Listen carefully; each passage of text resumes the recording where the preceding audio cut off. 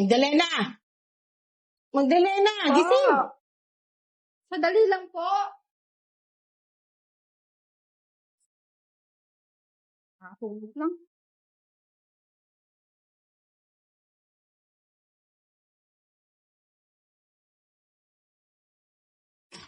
Ano po yun siya?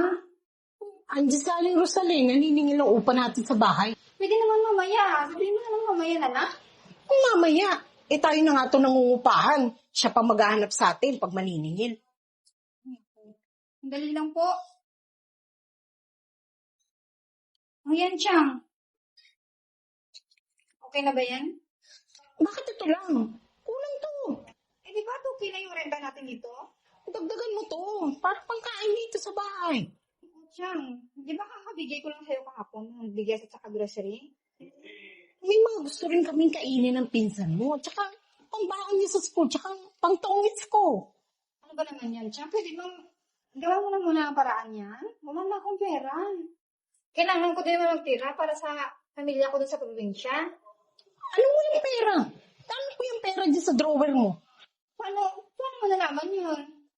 Hindi ko naman sinasadya. Nagliligpit lang naman kasi ako ng gamit mo kagabi. Tsaka, sige na, dagdagan mo na to. Pakadamot mo naman eh.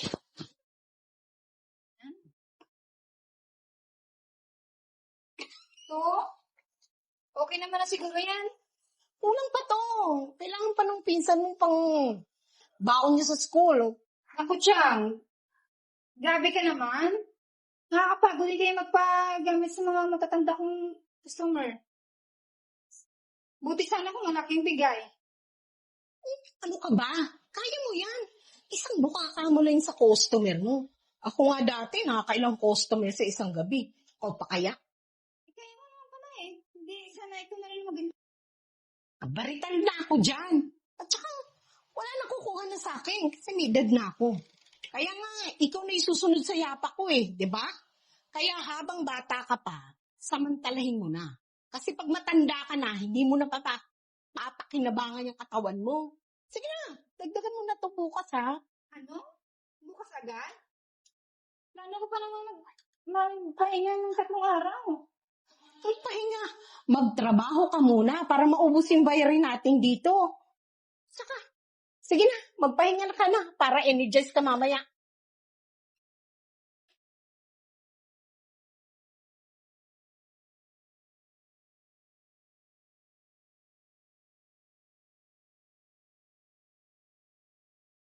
Thank you. Ay, sana madaming customer ngayon. Hoy girl, ang nangyari sa'yo? Ba't parang pinagsakluban ka ng langit at lupa dyan? Wala. Yung tsahin ko kasi, masyadong gahaman sa pera. Kaya naman pala dito ka ngayon. Ano pa ba? Ay, naku, akala ko pa naman nasa-follow ka ng lahat ng mga customer ngayon eh. Akala ko pa naman na kunin sana yung mga matatanda ng customer. Anong magagawa ko? Kailangan ko mag-ipon ng kondisyon ng pinsan ko. Grabe talaga yung tsahin mo na yan. Napaka-takaw sa pera. Sabi mo pa. Yes. Ano? Magkapentuhan na lang kayo? Ang daming customer doon, no? Galaw-galaw. Yun na po, Teka. madam. Sorry. Sorry po. Good evening, sir. Pwede po bang umupo? Sure. Okay. Analia, nakakota ka ba doon sa matanda kanina? Hindi pa po. May customer ka sa baba ha, puntahan mo. Yung maganda Oo, ko siya doon. Bilisan mo.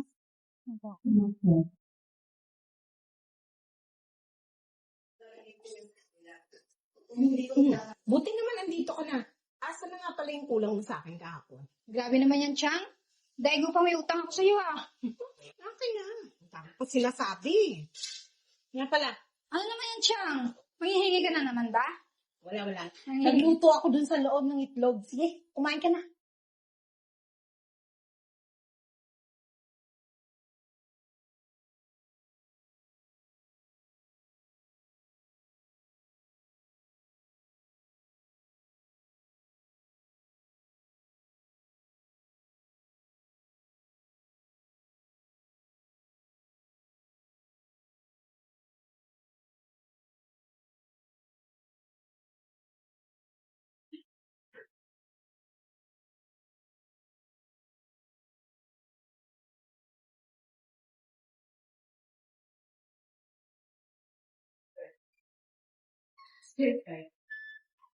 O bakit? Nabigay ko na sa mama mo yung pera ah.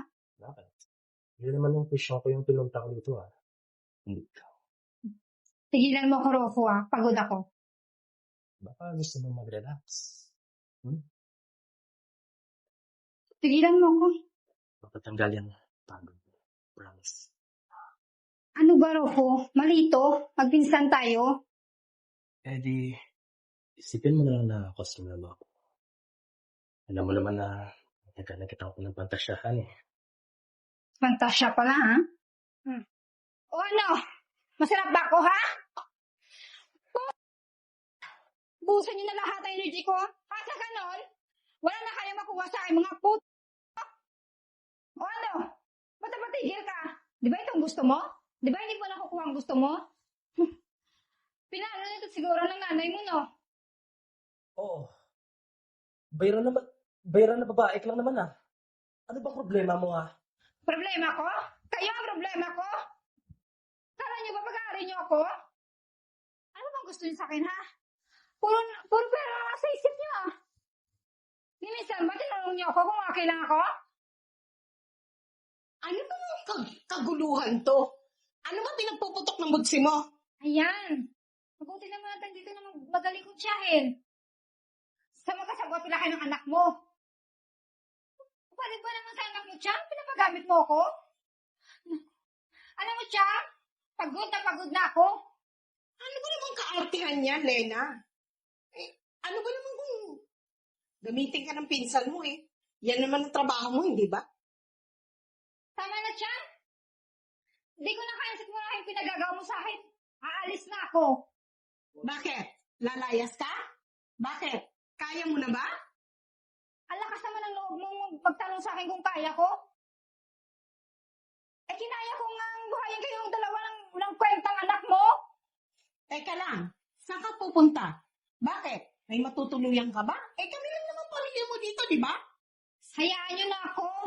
Diskarte ko na yun.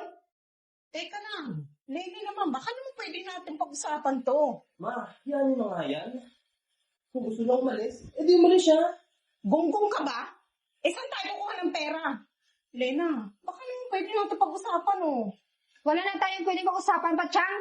Kasi ayoko na mabuhay na kasama kayo. Lena naman, baka pwede naman natin pag-usapan to. Alam mo naman sa'yo lang kami umaasa ng pinsan mo eh. Eh, di ba banat kayo ng buto? Tingnan niyo ang mga katawan niyo. Malalakas pa kayo sa kalabaw. Hindi na, pagpasensyal mo na oh. Pwede naman kami magbago ni mama eh. Promise. Magbabago na rin ako. Oo nga, at saka hindi na ako masyado manghihingi sa'yo. Alam niyo? Tapos na ako magpaalila sa inyo. Magdusa kayo. Mga bakulaw kayo. Lena naman, baka pwede pag-usapan natin to. O kasi, ginawa mo eh. Umis ka. Basta naman ako eh. Maghanap ka ngayon ng trabaho. Tignan natin kung kaya mo.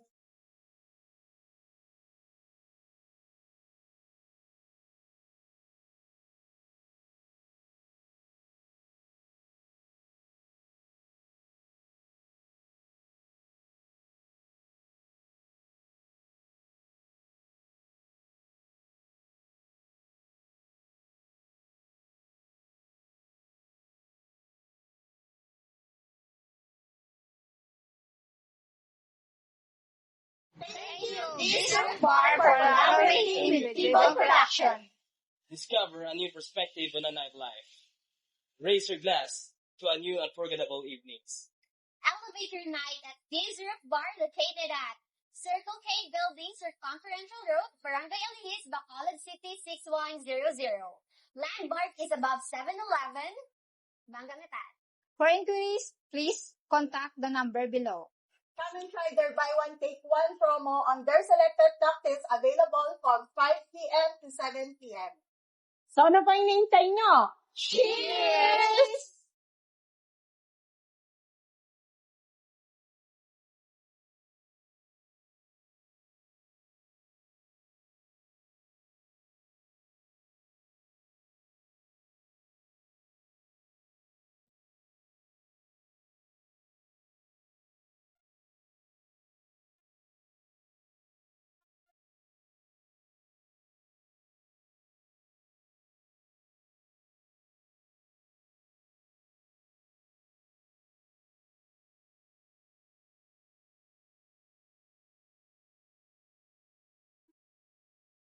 Teka, sandali. Bakit ito lang? Kulang to. Bumutas. Bakit to? Dalawang libo lang bayad natin sa isa dito ah. Ah, hindi naman kasi nagliligpit lang ako ng gamit mo kagabi. Saka nakita ko yung pera mo doon. Ay, sorry, cut. Ano ba yun? Dito, dagdagan mo na to. Ayan. Pagdamo? Hindi ko naman sinasadya kasi inaayos ko yung gamit mo kagabi. Tsaka, Kailan, biglang bumibal sa akin. Ako siya. Nakalimutan ko. grabe ka naman. Grabe naman kayo dyan. Ako siya. Grabe ka naman. Nakakapagod na kayo magpagamit sa mga matatanda kong Customer. Retired na ako dyan. Tsaka, wala na kukuha sa akin. May edad na kasi ako. Tsaka, kaya nga, ikaw na isusunod sa yapak ko, di ba? Habang bata ka ngayon, gawin mo ng lahat. Kasi, retired na ako dyan. Kaya, ano ba yun? Paralis yan. Wala nang pagkawa sa akin kasi may edad na. Ay nako, magpahinga ka kapag naubos ng mga bayarin dito. Ano? Magpahinga. Sa akin na magpahinga kapag naubos na natin ang bayarin dito. At saka, ano nangyari sa akin? Para energize ka mama. Di ba maksan?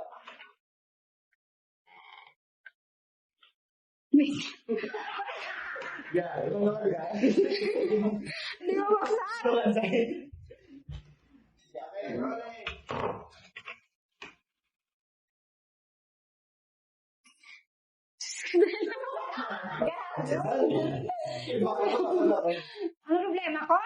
Kayo ang problema ko?